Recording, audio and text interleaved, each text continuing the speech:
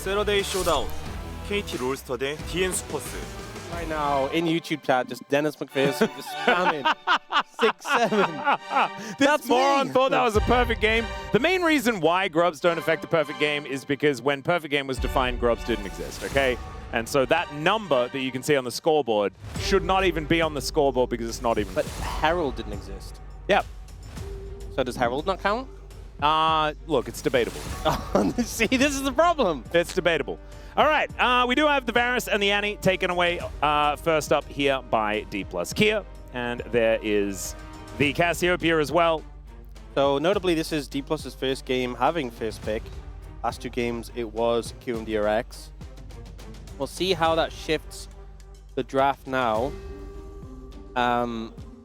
We've had a lot of power picks banned, but a lot going through as well. Last draft, it was heavy bot lane bans from KRX, where they went Varus, Jhin, Caitlyn. They will keep the Caitlyn ban. We'll see if they still are concerned about this Jhin. Bard, yet to be banned. Jarvan as well. Both of which have been kept out this entire series. Also, we had Karma open last game and it just got overlooked, so... Yeah, that's happened again.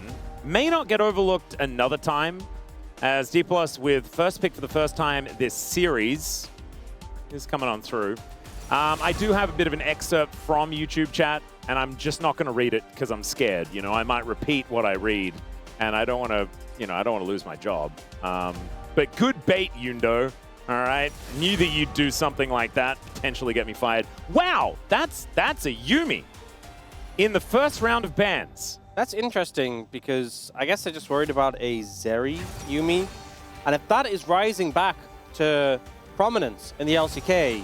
I'm very concerned. So am I. Jhin Karma is just a pretty chill setup here, with the Jarvan being prioritized by D+ Kia. Now, what are you going to be able to pick to match? They go for MF Bard. Okay.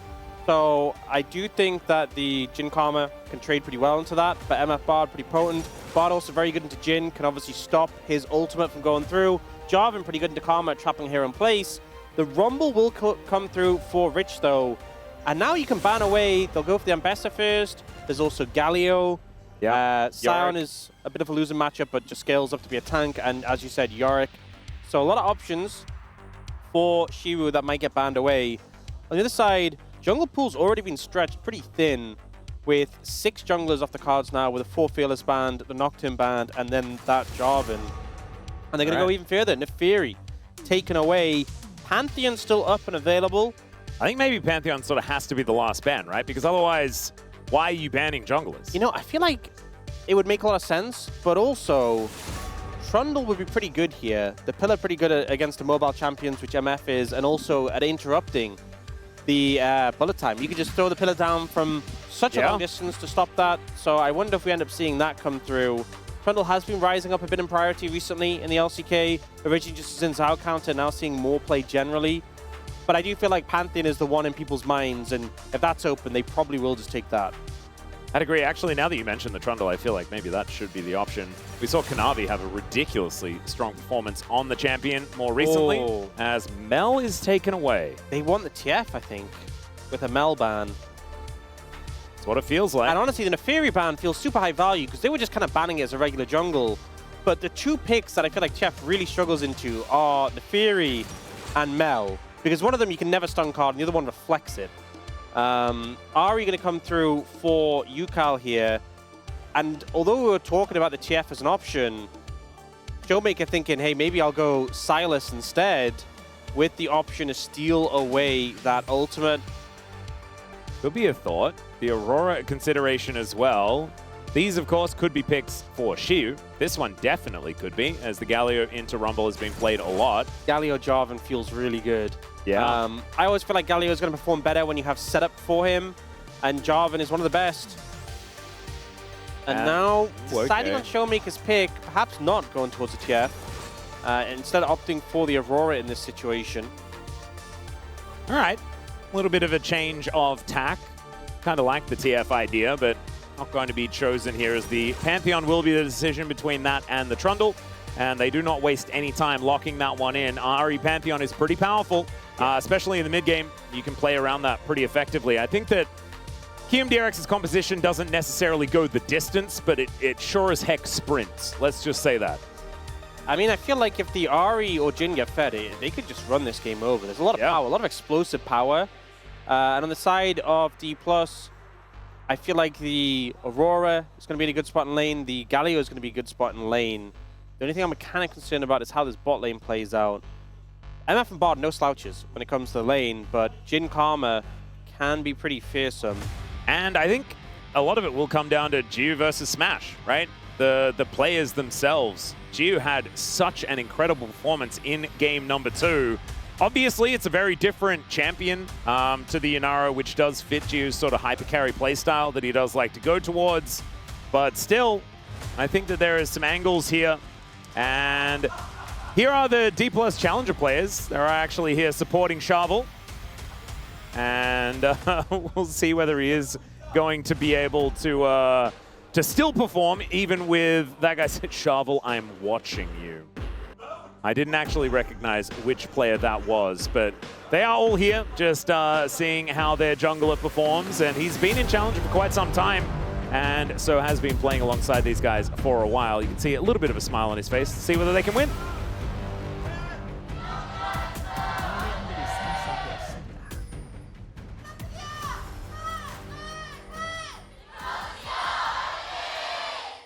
All right, here we are, ladies and gentlemen, onto the Rift for game number 3 between D+ Kia and KRX. KRX haven't been able to beat D+ Kia over the last 17 matches. 18 could be the charm this time around. And I do want to reiterate, or just at least share once again, Lucid is fine. He's actually here right now. He was in the coach's booth after game number 2. We saw him. He looked relaxed. He's happy. He's playing in Challenger at the moment. They are just experimenting with Sharvel here for an unknown reason to me. So, yeah, there's been a few people asking in chat. Maybe in YouTube chat, but I haven't been reading. Sorry, YouTube chat. The bot lane, Jiu and Andal have priority already. I think the main concern is for the Bard. Mantra Q into the Deadly Flourish is a pretty scary combo to face up against. Once that becomes available, you can also follow up with another route from the Karma as well. And already the pressure is starting to mount in this matchup. Yep. So I don't know whether it gets too much easier as time goes on. You'd have a bit of an all-in angle or something like that, but Deadly Flourish is going to go wide. Korea pretty happy about that one. Jiu and Andal very, very comfortable on the Jin Bard for now. Sharvel is now moving towards the enemy jungle, though. This is looking a little dangerous, as Willer is also down to about 50% as he looks to move over towards his red buff. This is risky because of the bot lane priority. And it's a Pantheon who will be able to survive long enough if a scrap happens. Oh, okay. Sharvel just going for the cheeky little route as he heads over and looks for the Krugs. Oh, wait a second. Wait a second. Doesn't get the knock-up, though. As, okay, now Sharvel is just going to pull this red buff back. Patience is not going to wear thin enough, and Willer is able to lock down the remaining little Krugs. Yeah, I think Sharvel just pulled the trigger a bit too early. I think if he'd waited, could have stolen the red buff immediately as he went over the wall. He also didn't connect the knock-up onto Willer. I like the idea. Execution a little bit off in that regard. But you see, we're already getting a reset. Was chunked out a bit. We'll get back to lane with some more HP and a refillable.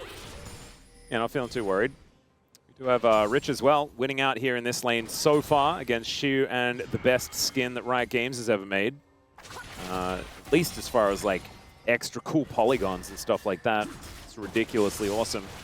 As all right, Sharvel now just getting to work on his bottom side camps. I think still going to be feeling fine about how this one's gone, as he now has, you know, his blue and his wolves to get towards. He should be ahead after taking away most of the Krugs. Yeah, did you see that Mantra Q into Deadly Flourish combo in the bot lane? Took a big chunk of Korea's HP. Don't commit more for it, though, because they would have to move up against the wall, which is a danger position. Now Willer's looking to challenge here for some camps.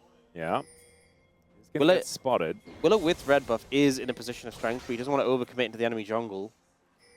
And we have Showmaker with a bit of an advantage here. You can see Sharvel actually not going to head towards his Krugs and is instead going to try and follow Willa towards his mid lane. Yukao going to connect the charm though. Showmaker taking a lot of damage, but they do back away as they spot the Jarvan coming on over. Shiu is now going to make his way in with a teleport, and Rich going to get flashed on and destroyed. Solo kill for the Galio. And this is not the way that Rich wanted this early game to go. Shiu played that super clean. Honestly, early levels, Rich was finding a bit of an advantage, even with the Conqueror for those extended trades. But Shiu catches him slacking, able to burst him down and connects everything pretty flawlessly there. Oh, and actually kills himself to the turret. Yeah. Well, not sure the context on that, but honestly, it's not really a big deal at all, and may have been, he was concerned about potentially a gank happening, so. Also might have been greeting for a plate, but the plate didn't actually get taken, and I think may have gone down and he didn't get the money. That would have been sad. We're going to have a look at this one more time. Shiu had just teleported back in. And yeah, Rich just gets taunted and murdered. So the thing is, Rich walks up here to try and clear the wave, and thinking I can do this because Shiu's cooldowns are down, but then they come back up again. Back away, didn't respect it. Shiu gets another rotation of abilities, lands everything. And I think Rich just had to flash the knockup more than anything, but Shiu taking it at a good angle. So it ends up being a pretty short pullback before he hits him. Yeah. Because he's aiming the pullback in the direction he was walking anyway.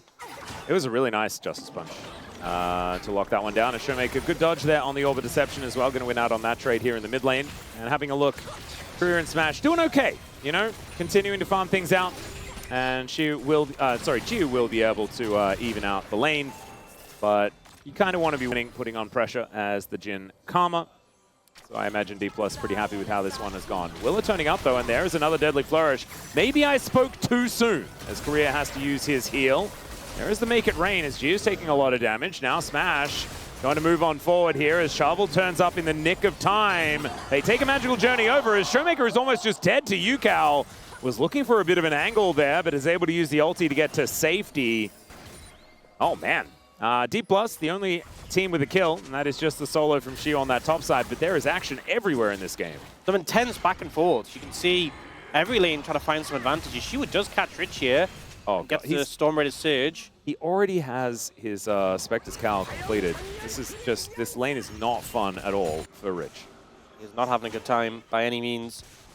And Shiu can kind of just, if you get the full combo off, you do enough damage to proc Storm Raider Surge, you can just run after him until you cool down to back up.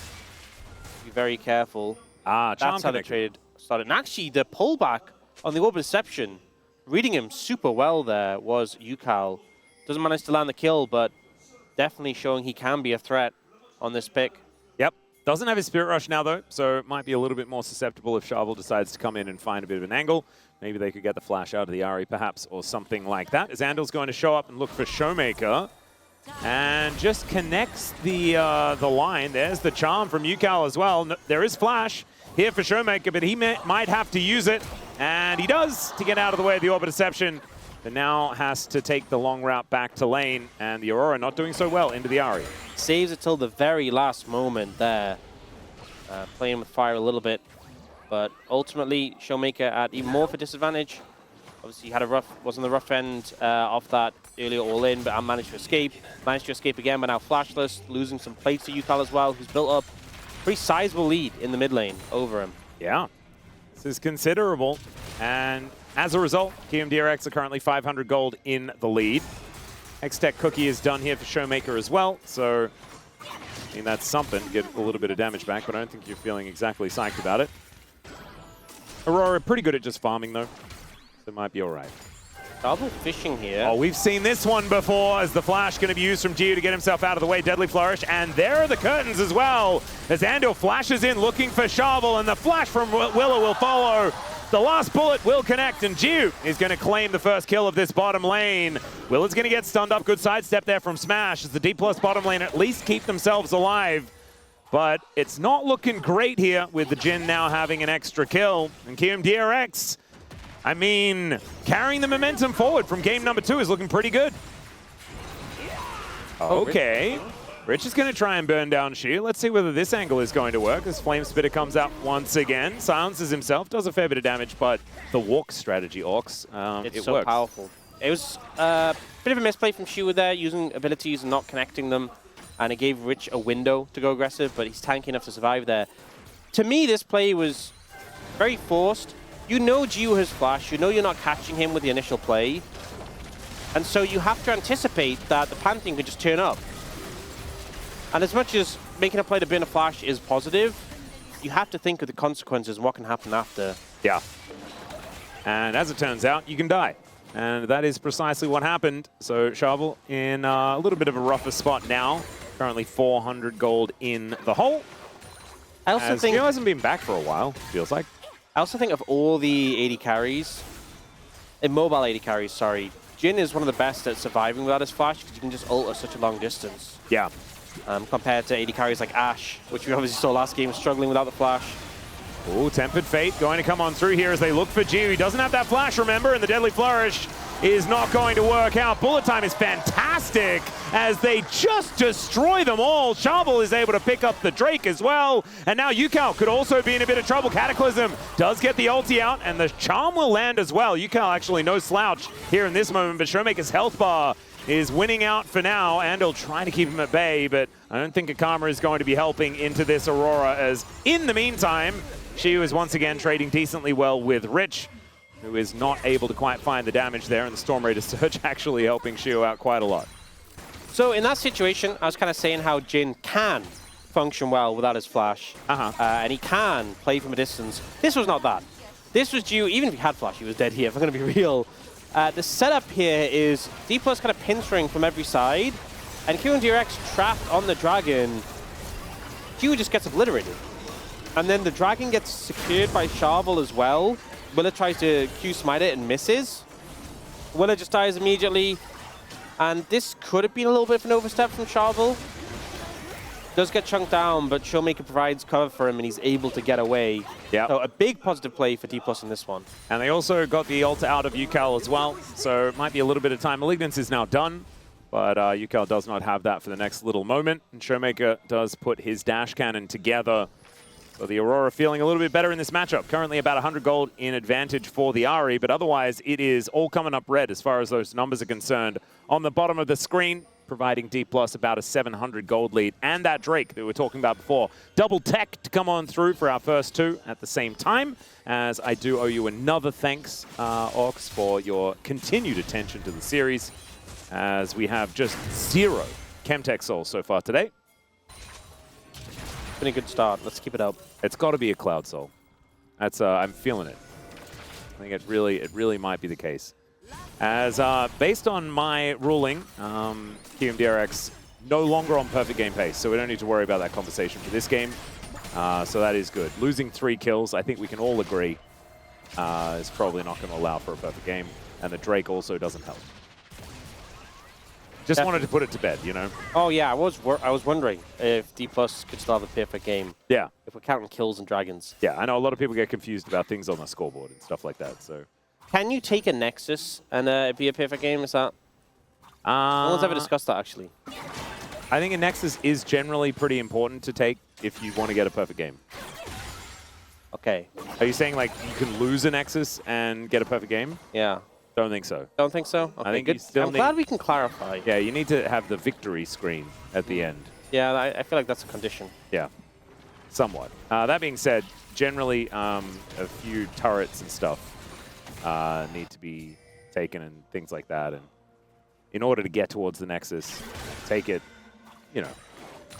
As I feel like it's probably pretty important. Anyway, Shiu is going to hit level 11. That heroic entrance is looking pretty good as he has put his first item together. Rich still a ways away from that. And D+, this looks very different from game number 2. Yeah. Where it was all kind of fallen apart already by this stage. I think that Smash was probably 0-3 at about 13 minutes. And now he's 1-0-1, Bloodthirster in hand, and even a Serrated Dirk hanging out, looking for a collector item number 2. This is the point where MF feels really good, specifically into lanes like Jhin Karma. We saw early on Gio and Andal having a good amount of pressure in a 2v2. But now that Smash is Bloodthirster, there's very little you can do to him. You can just sustain up the poke you have, sustain up and make sure he's not in like 4-shot range. Obviously, if you root him and pop an ult and have backup, that can be a threat, but not the easiest target to pin down with that extra movement speed from the strut. So Smash, he can kind of just do his own thing right now in the bot lane, and it frees up Korea to roam as he pleases around the map. I'll see where he's going to please to go this time around, as the Bard is currently doing some exercise in the enemy jungle. Ando is down there as well. Could be a little bit dangerous as Showmaker's moving over at the same time. Willer is down there as, oh dear, Gio dealing with some bullet time, but is able to walk himself out to the side. And now Korea will be able to find that Cosmic Binding. There's a knock-up onto Andal, but Willer is over here. Deadly Flourish will connect, and now the curtains have been called once again. Korea finding the Tempered Fate as he provides a magical journey for Shabal, who flashes himself out of the way, but everyone gets on in there. The Cataclysm comes down. Showmaker gets on in here, but is he going to be able to do enough? That is the question. Yes, if the answer is be able to kill the Pantheon and the Karma as he grabs himself a double. And Gio, oh dear. I don't think he makes it out of this. Left. Yeah. All right, just channel the back. Surely things will be fine. Meep Slap comes through, almost kills Korea, and does have barrier. Oh. In fact, he's kind of outplaying them. Wow. I was certain that he was just dead there. I was like, there's no way at this HP you're going to be able to live this, but Jiwoo with the fancy footwork outplays D+. Still a favorable play for D+ overall, but Jiwoo able to survive. Yeah, I think the sub in is looking like a good move here on KRX's side. So, Gio having some fancy footwork. This is a bit of an overcommit from D+ into the enemy jungle, but Korea does a good job of blocking these Jhin bullets and buying time. And even though the Jarvan does eventually go down, look at how D+ just sends blood in the water and start chasing down members of KRX, even committing so many flashes to it. And then this play, I knew we'd get a point of view for this one because this was crazy. Dodges the Bard stun, which could have just led him to be dead. The route into the flash, sidesteps that as well. So clean from Jiwoo. And just doesn't say anything while it's happening as well.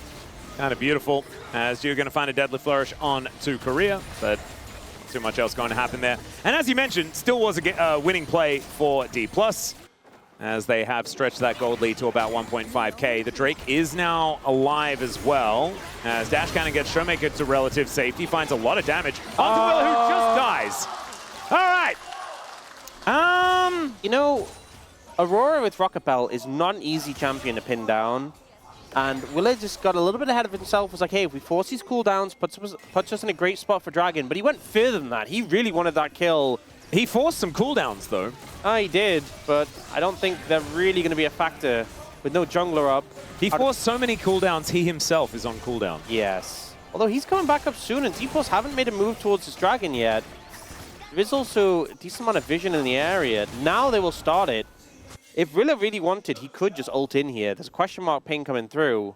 Oh, let's see whether he goes for it. Right now, he's just pinging towards his wolf camp, so I have a feeling that this Drake will just be secured by D+. That is looking to be the way. So double Dragon over to D+. Here's Showmaker. We're going to get this one from his perspective. Yeah, managed to get the ult down before he gets charmed. Yeah, he was just telling everyone to look out for the Ahri. Wanted to kill her too, but not going to be able to find quite that angle.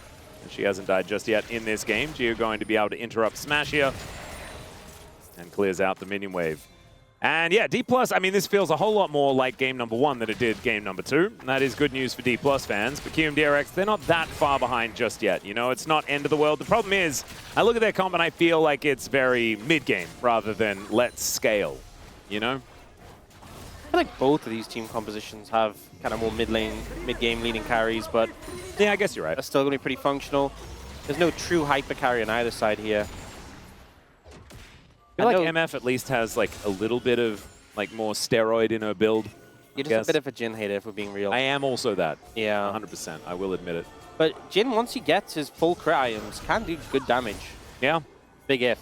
Yeah. Sometimes able to defend a dying Nexus. That is very true.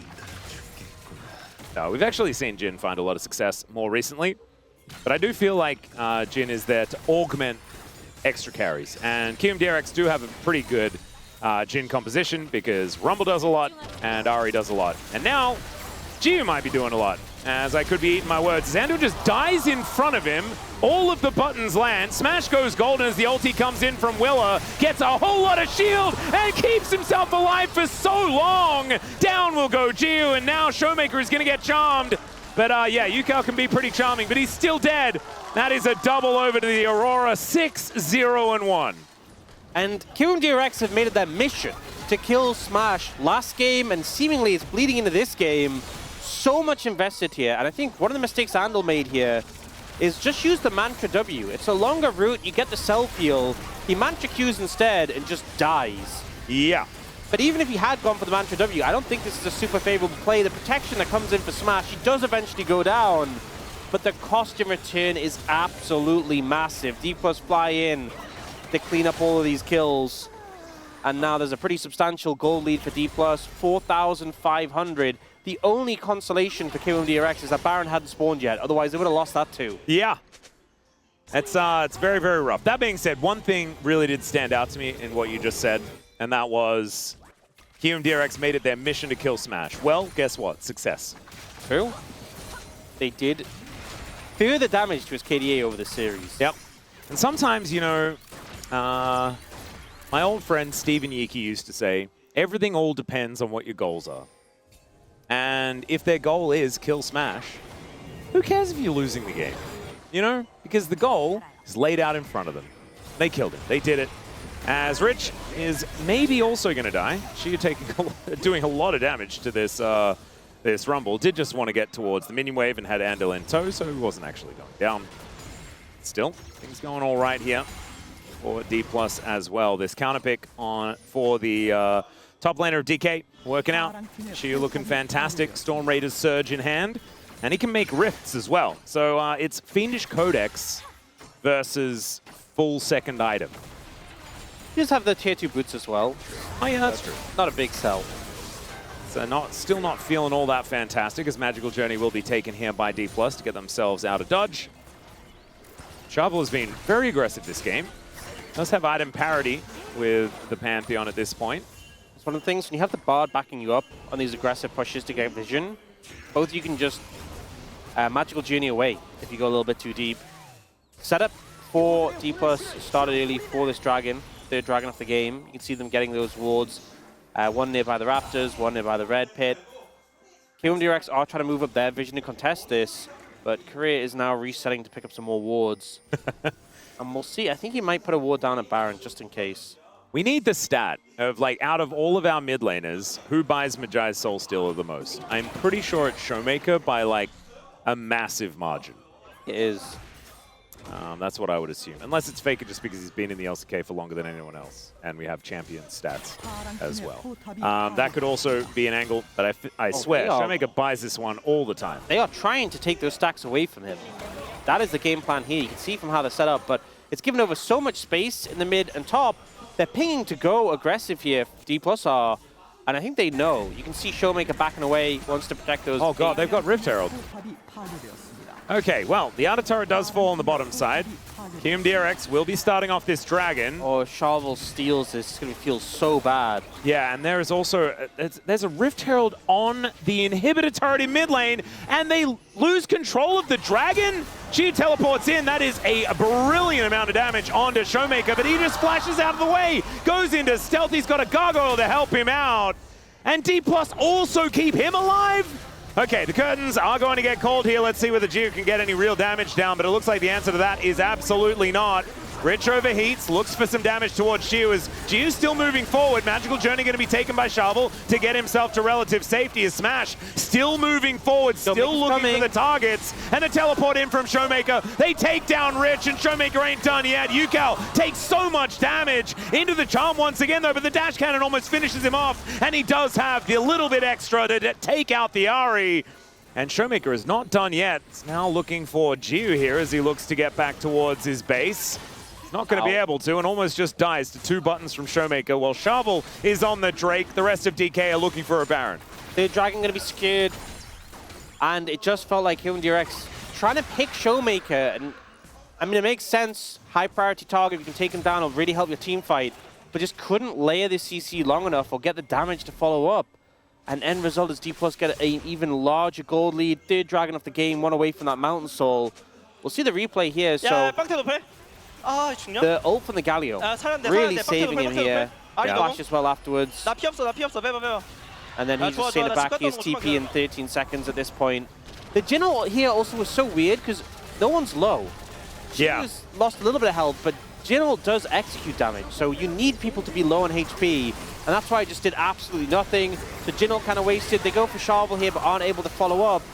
And as you see them overcommit and the TP coming in, I'm honestly kind of surprised they didn't lose more members. I saw this moment and thought, oh, they are all just dead, but Showmaker only manages to get the Ari, and the rest of KRX managed to run away, but I was very scared for them in that moment. Yeah, D+, though, they are going to be able to grab themselves the Baron. They are pushing on the top lane as Rich is looking to try and get some damage down onto Shu. The Winds of War coming on through as the Equalizer will get the flash out and the Justice Punch will be blocked, and Rich will be able to burn down the Gargoyle and win out in that 1v1. Pretty surprising, and actually will take a lot of wind out of the sails of D+. Yeah, I think eventually you just get enough damage to be able to do that. She was just getting shredded over time, much more about the burst and the sustained damage compared to the Rumble.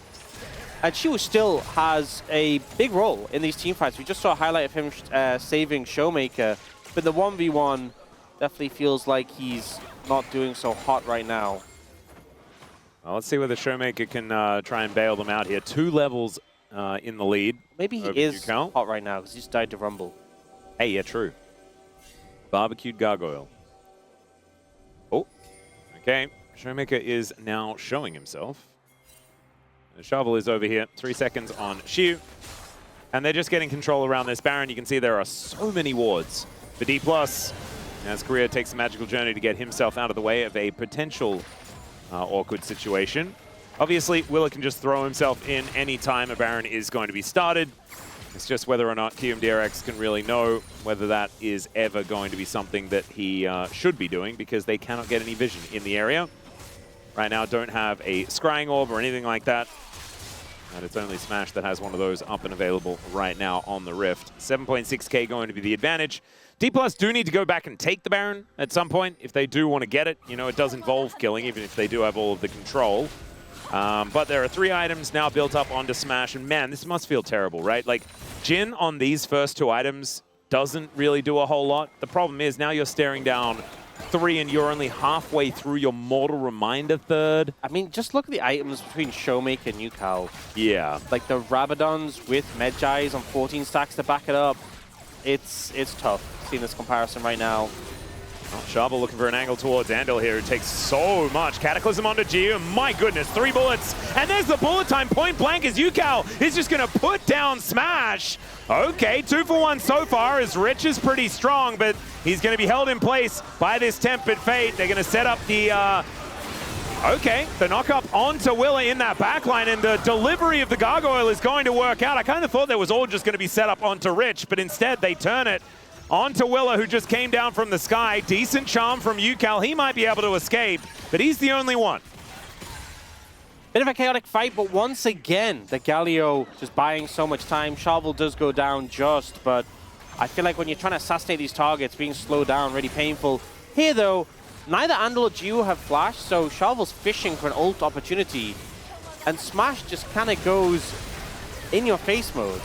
Kills off the Jin, kills off the Karma, and pops the ultimate just to get that much damage down, though. But when you're trying to go aggressive and get onto these more desirable targets, I feel like Shu is just playing a good job of disrupting in this situation. You see here, he manages to turn the play around onto Willa, although Shovel, still in the Malignant Spin, does just kind of die. Yeah. That didn't quite work out, but otherwise, I think it was really smartly played. Showmaker now has a Storm Surge and 20 stacks on his med. Huh. Would you say that perhaps the Aurora is quite strong? Yeah. I think that's something I would say. All right, well, KRX are at least able to push out a wave here in this mid lane. 10 seconds on the Mountain Soul availability for D+, and they do find a Deadly Flourish onto Korea. That could be problematic as he's taken most of his health bar. Flashing out of the way, there is the Blast Cone as Willa needs to get over and does find the Spear in the darkness to take down the Bard. Showmaker now, with all of those stacks on his Majais and all of his very cool items, is looking to just try and win the game. Yeah. No one right now matching in. There's pings coming out. They want someone to move in. But at least KRX get the Dragon and delay the Soul. So that's something to be said. A nice pick from Korea lands on that. But they won't get away with it completely scot-free with Charvel stealing away Cam, Showmaker taking down that tower.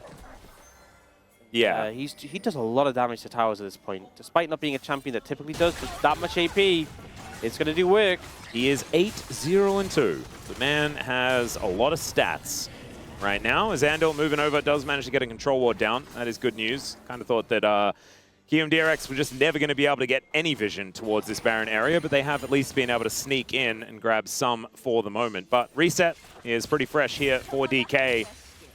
And Showmaker and Rich, the two leading the charge when it comes to damage, separated by under 100, which is pretty funny. Okay, let's have a look at this one more time. I mean, this is just a prime example of Bard's returned hitbox stuff for him. Gets rooted here, and then the chase continues. See him flashing to try and get away from the Jingle, but then it's just Willa with a spear over the wall to finish him off. Very Not a ton nicely you can done. do to outplay that. I think Bard gives you such a sense of safety when you're playing him. You think, oh, you know, it's so hard to punish me, so hard to catch me out.